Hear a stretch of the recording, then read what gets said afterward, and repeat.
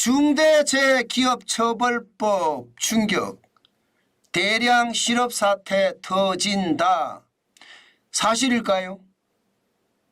사실일 가능성 굉장히 높습니다.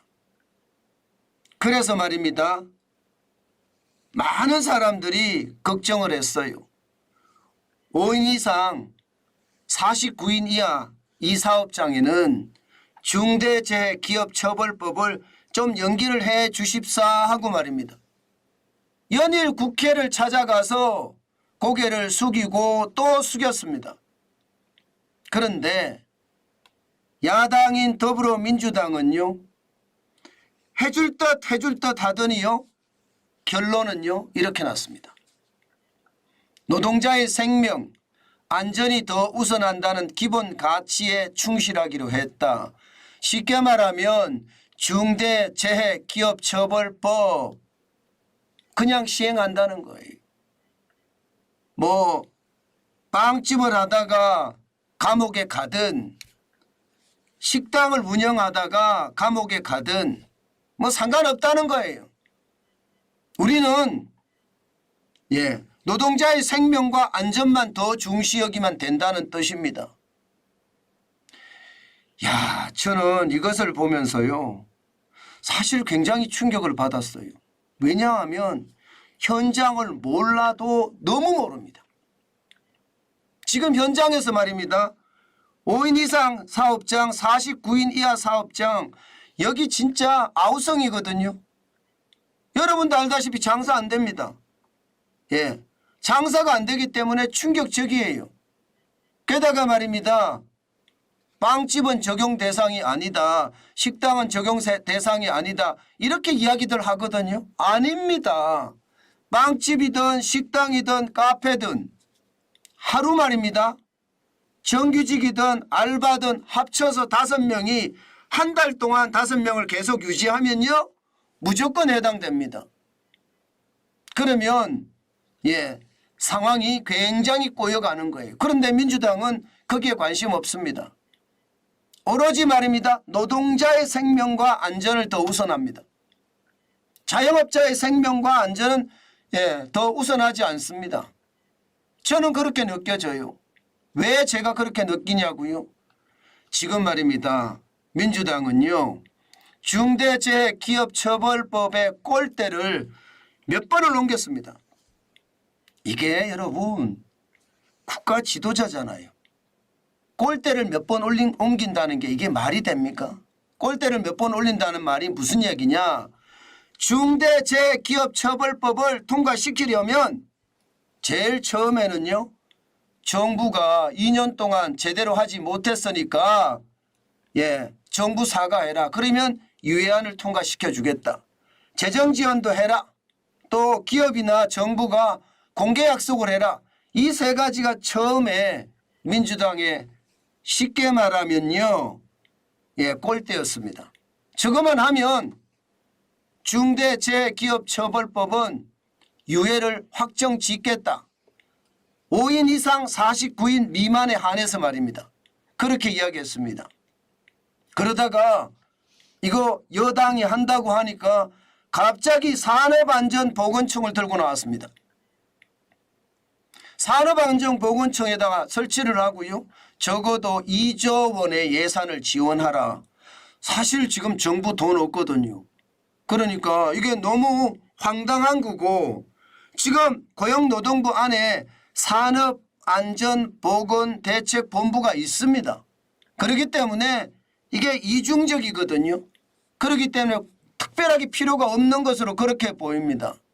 그런데도 말입니다. 여당이 이거 수용했습니다. 그래, 그러면 2년 유예해 주면 2년 후에 산업안전보건청 설치하겠다 이렇게 했습니다. 그런데 또다시 민주당은 돌변했습니다. 그래도 안 되겠다. 이거 설치해줘도 안 되겠다. 결국은 노동자의 생명과 안전이 더 우선한다는 이 기본 취지로 다시 돌아갔습니다. 그러면 도대체 공당이 뭐 이렇습니까? 저는 이게 말이 안 된다고 생각을 해요. 공당이잖아요. 그러면 약속을 했으면 지켜야 되고, 약속을 안 했으면 모르겠지만 말입니다. 그런데 약속을 해놓고도 안 지켰어요. 참 이런 것을 공당이라고 이야기할 수 있을까요? 저는 껍데기당 같아요. 제가 민주당을 비난하려고 하는 게 아니에요. 그들의 행태가 희한하잖아요. 사실 말입니다. 중대재해기업처벌법 5인 이상 49인 미만에 적용을 하면 어떤 일이 벌어지는지 한번 보실래요? 진짜 대량 실업 사태가 터질 겁니다. 왜냐 하면 말입니다. 여러분도 아시겠지만 중대재해기업처벌법이 처벌이 굉장히 강합니다. 사망자가 났을 경우 지금 두 군데서 벌써 났습니다. 하나는 부산에서 났고요. 또 하나는 지금 강원도에서 났습니다. 이럴 경우 말입니다. 1년 이상 징역, 1년 이상 징역이에요. 1년 이하가 아니라 1년은 무조건 살아야 된다는 거예요. 그럼 1년 동안 이렇게 예를 들어 가게를 비거나 회사를 비면 이게 그 회사가 살아날까요? 안 살아나겠죠. 없어지는 겁니다. 그럼 직원들도 뿔뿔이 흩어지게 되는 거고요. 또한 말입니다. 벌금은 개인에게는 10억 원, 그리고 법인에게는 50억 원 이렇게 매깁니다. 그러면 사망사고가 안전사고에 의해서 난다고 하더라도 1년 이상 감옥 갔다가 빚더미에 올라앉고 인생은 종친다는 이야기거든요. 그러면 여러분 지금 5인 이상 사업장, 49인 미만 사업장 사장님들 어떻게 할까요? 그들은요 지금 5인 미만으로 줄이기 위해서 내보낼 겁니다. 그런데 그 내보내는 숫자가 어마무시합니다. 보실래요? 지금 2021년 기준입니다. 5인 이상 49인 이하 사업장이 71만 2,697개입니다. 이게 2023년 기준이 되면 83만이 됩니다. 만약에 한 명만 내보내도 80만 명 이상이 지금 줄줄이 나가게 생겼어요. 80만 명 이상이. 아니 두 회사 중에 한 사람만 내보낸다고 하더라도 40만 명의 실업자가 생깁니다. 이거요 안 생긴다고요? 아니 데리고 있으면 되지 무슨 생기느냐? 아니에요. 감옥 가기 싫거든요. 그러면 4인으로 줄이든가 회사를 쪼개든가 뭐 다양한 방법을 쓰겠죠. 전부 다. 비용이 들더라도 회사를 10명 있으면 4명 쪼개는 거예요. 그렇게 일할 수밖에 없는 거니까. 그만큼 말입니다. 최악의 상황이 된다는 뜻이에요. 40만 명, 50만 명, 60만 명, 70만 명, 더 많게는 80만 명, 100만 명의 실업자가 튀어나올 수도 있습니다. 제 말이 틀리다고요? 그런 전례가 있습니다. 그런 전례가. 어디에 있느냐? 여러분 최저임금 엄청나게 올렸잖아요. 문재인 정부 5년 동안에 41.6%를 올렸습니다. 엄청나게 올린 거죠. 엄청나게 올렸어요. 이것도 최저임금만 올린 거예요. 시간의 수당도 오르고 4대 보험도 오르고요. 퇴직금도 올라요. 그러면 말이 41.6%지 그냥 100% 올랐다 생각하시면 돼요. 100%. 아니 더 올랐을 수도 있습니다. 게다가 이 최저임금이라는 놈은요. 중임금 대비 최저임금이 2022년 기준으로 세계 최고입니다. 이렇게 되니까 많은 사람들이 사람을 내보냈습니다. 얼마나 내보냈느냐? 이거 보시면 아십니다. 주 15시간 미만 근로자 늘어난 거 보세요. 엄청나게 늘어났죠. 지금 2017년 최저임금이 6,470원일 때 96만 명이었습니다. 그런데 2022년 보세요. 9,160원이 되니까 157만 7천 명까지 늘어났습니다. 무려 말입니다. 64.3%가 늘어났어요. 160만 명이 넘게 늘어났잖아요. 160만 명. 15시간 미만 근로자가 이렇게 늘어났다는 것은 결국 말입니다. 상시 근로자 중에 나는 최저임금 인건비 부담 때문에 도저히 안 되겠어. 20년 일했지만 미안해. 10년 일했지만 미안해. 지금 나가야 돼. 안 그러면 내가 오히려 회사를 망할 수밖에 없어. 실제 그런 일이 일어난 겁니다. 이게 현실이에요. 현실. 36시간으로 가볼까요? 36시간 미만으로 가면 더 심각해집니다. 지금 36시간은 결국 파트타임을 하시는 분들을 말하는 거잖아요.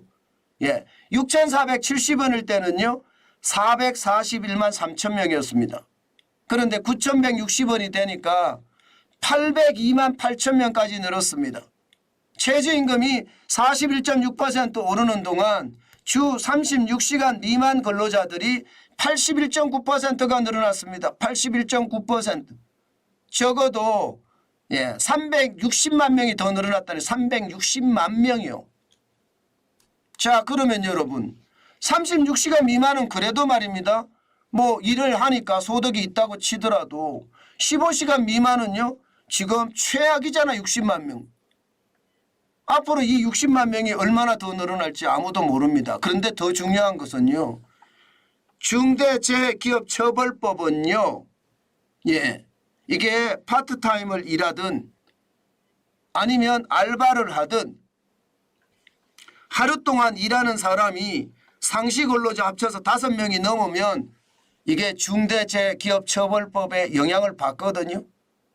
그러면 이제는요. 15시간 미만의 근로 이것도 못할 수도 있다는 거예요. 이 정도면 여러분 대량 실업 사태라고 표현할 수 있는 것 아닌가요? 저는 충분히 표현할 수 있을 것 같습니다. 최악의 상황이 돌아올 겁니다. 그만큼 말입니다. 중대재해기업처벌법은 어마무시합니다. 시장에 말입니다. 거의 주 52시간제 아니 주 52시간제보다가 더 큰 파급 효과가 있을지도 모릅니다. 그 정도로 말입니다. 중대재해기업처벌법을 5인 이상 49인 미만에도 적용을 하는 것은요. 저는 안 그래도 어려운 현장 경제가 폭삭 무너지겠다. 저는 그 생각 반드시 합니다. 저는 이것을 보면서 말입니다. 자영업자들은 그래 죽어도 상관없어. 자영업자들은 나는 노조만 내 편으로 다 하면 돼. 이런 뜻이 저는 포함이 되어 있는 것 같아요. 뭐 기업인을 노조에 팔았다. 제가 그렇게 썼는데 실제로 그런 것 같습니다. 그런데 여러분 지금 한번 보세요. 노조가 전체 조합원 수가 272만 2,484명이거든요. 그중에 지금 이 법에 대해서 격렬하게 이야기하는 데가 민주노총인데 109만 9,805명입니다. 저는 노조도 말입니다. 상생이 돼야 된다고 생각을 해요. 사장이 구속이 되고요. 그리고 나서 말입니다. 일을 못하게 되면 그 회사는 어떻게 되나요? 문을 닫습니다. 그러면 직원들도 뿔뿔이 흩어질 수밖에 없어요. 안전사고 일어나면 안 되는 거 맞아요. 일어나서는 안 되죠. 인간의 생명이 얼마나 소중한데 일어나서 되겠습니까? 안 되는 건 맞습니다. 그런데 너무 가혹하게 법규를 만들어서 옥죄면요. 그것은 시장경제가 무너집니다. 가렴 죽으란 말도 하잖아요. 가혹하게 백성들에게 세금을 수탈하는 정권 이런 말을 많이 쓰잖아요. 가렴 죽으란 말이 왜 나왔겠습니까? 그만큼 말입니다. 너무 가혹하게 뭔가를 하면 문제가 생긴다는 뜻이거든요. 법도 마찬가지입니다. 너무 가혹하게 뭘 하면요. 바싹 얼어버립니다. 저는 그 바싹 얼어버리는 게 여기서 나온다고 생각을 합니다. 저는 노조를 살리고자 사실상 자영업자 71만 2,657개 이게 사업장 규모거든. 그 안에 일하는 사람 800만 명 정도 됩니다. 793만 6,282명이에요. 이들을 버렸다고 생각합니다. 결국은 노조를 선택하고요. 자영업자나 중소기업을 버렸는 겁니다. 이것은요. 그렇게 생각을 하셔야 돼요. 저는 노조도 물론 한 표고 자영업자 중소기업도 한 표입니다. 그런데 말입니다. 그런데 이 한 표라고 하더라도요. 저는 같은 생각을 들어주면서 합리적인 생각과 객관적인 판단으로 실사구시적 결정을 해야 된다고 보는데 그렇지 못하다는 거죠. 오로지 말입니다. 내 편의 표를 위해서 이 결정을 했다는 것은요. 결국 말입니다.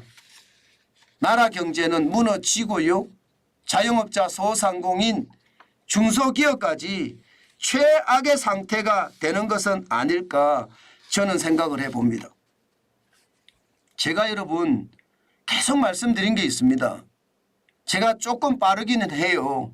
최저임금이 나왔을 때도 목이 터져라 외쳤잖아요. 주 52시간제가 나왔어도 목이 터져라 외쳤습니다. 부동산에 규제 정책만 나와서 목이 터져라 외쳤습니다. 결국은 그 후폭풍이 다 왔잖아요. 실제로도 말입니다. 중대재해기업처벌법도 제가 지금 목이 터지라 외치는 것처럼 나중에 문제가 심각하게 됩니다. 저는 이것이 말입니다. 이렇게까지 해야 되는지 또 자영업자 소상공인 중소기업인도 국민입니다. 근데 그 국민을 너무 무시하는 것을 보면서 야 이게 참 문제다. 그 생각은 저는 합니다. 게다가 이 법안 있잖아. 이 법안. 중대재해기업처벌법이라는 이 법안.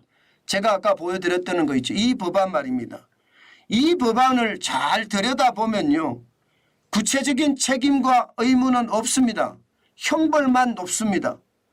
이게 죄형 법정주의 원칙에 맞습니까? 저는 충분히 위배될 수 있다고 생각을 합니다. 여기에다가 산업안전보건법이라고 있습니다. 산업안전보건법보다가 중대재해기업처벌법이 처벌 수위가 굉장히 높습니다. 이것은 말입니다. 제가 봐서는 과잉금지의 원칙에도 위반된다 이런 생각이 들거든요. 저는 그런 생각이 굉장히 많이 듭니다. 저는 전문가들이 빨리 이 부분에 대한 검토를 해주고요. 지금 5인 이상 49인 미만 사업장 사장님들 최악의 상황 막아줬으면 좋겠습니다. 이대로 간다면 노동계의 표를 의식을 해서요. 자영업자 결국은 소상공인 잡는 길이라 저는 그렇게 생각합니다. 그 상황 속에 결국 피해를 입는 것은요. 어떻게 생각하면 노동자도 엄청 피해를 입어요. 사용자도 엄청 피해를 입고요. 왜 이런 법안을 강제하는지 저는 진짜 모르겠어요. 나라가 나라처럼 돼야 되잖아요. 그런데 지금처럼 가는 것을 보면 나라가 망하려고 자꾸 가는 것 같아요. 이게 특정 집단의 말만 듣고 또 다른 특정 집단을 완전히 개무시한다는 것은요. 결국 최악의 상태가 될 수밖에 없다. 저는 그런 생각도 많이 합니다. 제발 국민을 위해서 일했으면 좋겠어요. 그리고 실사구시라는 원칙을 지켜가면서 내 편보다는 국민이 우선이다. 저는 그것이 국가 지도자의 도리라고 생각합니다. 그렇지 않고 지금처럼 계속 간다는 것은요. 참 안타깝다. 저는 그 말씀밖에 드릴 말씀이 없습니다.